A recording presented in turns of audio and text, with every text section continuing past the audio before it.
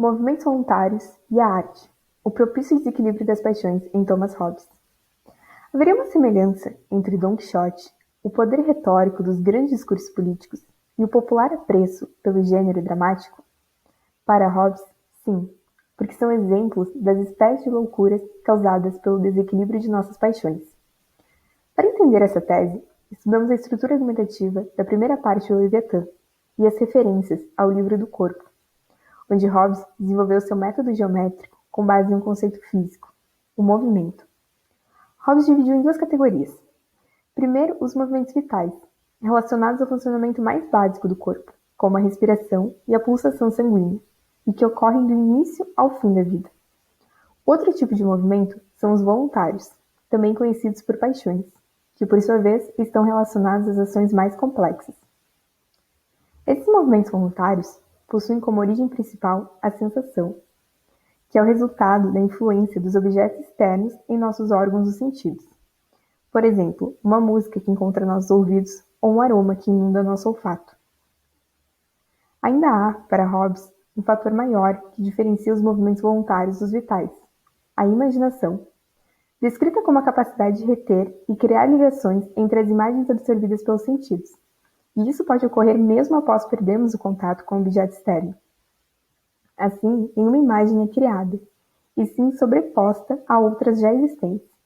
Por exemplo, quando imaginamos um centauro, o que temos é a imagem prévia de um homem sobreposta à imagem de um cavalo. Não há novidade. O mesmo vale daqueles que fazem e absorvem arte. Assim, a partir do acúmulo de imaginação, temos a memória, e com muitas memórias, temos o que Hobbes chama de experiência.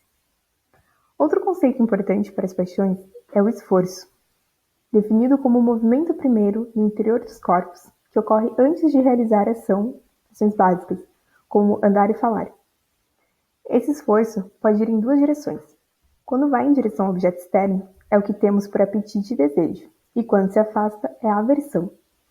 Dessa forma, Hobbes classifica os movimentos voluntários mais simples, em apetite ou desejo, amor e alegria, quando vão em direção ao objeto externo, e aversão, ódio ou tristeza, quando se afastam do objeto.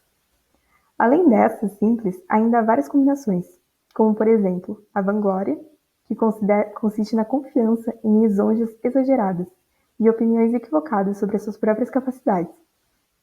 Outra paixão é a benevolência, definida pela boa vontade e caridade. É também exemplo a curiosidade, descrita como o desejo de saber o porquê e o como. Para Hobbes, essa é uma importante paixão para nos diferenciar dos outros animais. No capítulo 8 do Leviatã é abordado outro conceito importante para a relação entre a arte e as paixões, as virtudes da mente, especialmente com o engenho desenvolvido, que para Hobbes significa uma agilidade ou perspicácia mental. Essa virtude é composta pela fantasia, que é a capacidade de encontrar semelhanças com os da imaginação, e o julgamento, a capacidade de discernir. Podemos entender o que seria essa agilidade mental e exemplificar esses dois componentes ao analisar o quadro de Narciso, do Caravaggio. Precisamos da fantasia para entender a pintura e encontrar similitudes, como o fato de ser uma representação visual da história do mito de Narciso. Da mesma forma que precisamos do julgamento para discernir que é apenas uma representação e não a realidade. Em outra forma de arte, como exemplo de uma poesia que relaciona os mistérios de uma pessoa com a luz do anoitecer, precisamos da fantasia para entender a metáfora e o ritmo, mas também precisamos do julgamento para entender que todas as narrativas são ficções. A partir desse panorama geral da pesquisa, podemos retornar à colocação inicial. Primeiro Dom Quixote, que foi influenciado pelos romances de cavalaria, porque tinha uma tendência à virtude da fantasia maior que o julgamento, e o desequilíbrio das paixões de aversão, como a pusilanimidade, que consiste em um medo de coisas que constituem apenas pequenos impedimentos, como foi muito bem representado no exemplo da famosa cena dos moinhos de vento. Já na retórica dos discursos políticos, um desequilíbrio pode manifestar nos ouvintes paixões como o medo e a descrença, principalmente com o declínio da virtude do julgamento, e torná-los mais vulneráveis às sugestões. O mesmo ocorre com a nossa simpatia pelo gênero dramático, que impulsiona nossas paixões de apetite e alimenta a nossa virtude da fantasia. Assim, entendemos como a arte pode se tornar um importante meio de influência política do Estado hobbesiano, e a explicação para isso está em sua construção psicológica propícia para os efeitos da arte.